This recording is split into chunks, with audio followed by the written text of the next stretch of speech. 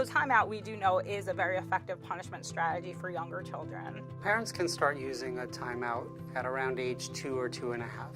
And generally we find that timeout works pretty well until around age 8. And a lot of times parents have done things like read self-help books or articles, and they think they're doing timeout correctly, but they're actually not. There are very specific steps in terms of having a successful timeout. So one, for example, is for a parent to learn how to give what we call a direct command as opposed to an indirect command that tells the child exactly what's expected of them. It's only one direction, and it's very clear.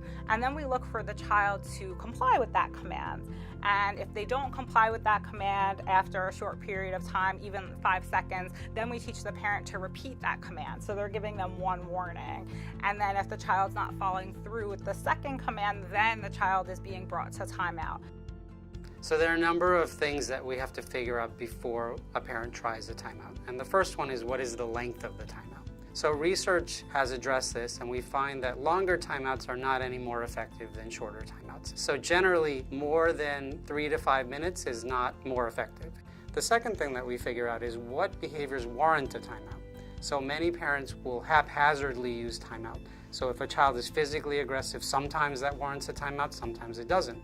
Or if a child doesn't listen, sometimes that warrants a timeout. So we try to pick just 1 or 2 behaviors to start that lead to a timeout.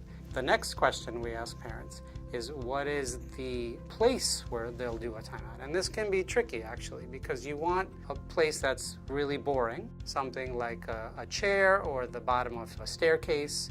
And we also want it to be a place where parents can monitor the child without being right in the child's presence. The idea is not to engage with the child when they're in their timeout seat, because we really want to take away any attention that they're receiving. When I work with parents, we practice timeout over and over and over. They'll try to put me in timeout, I put them in timeout, so that it becomes overlearned. And in the moment, when they're upset at their child's behavior, they don't really have to think too much about what to do.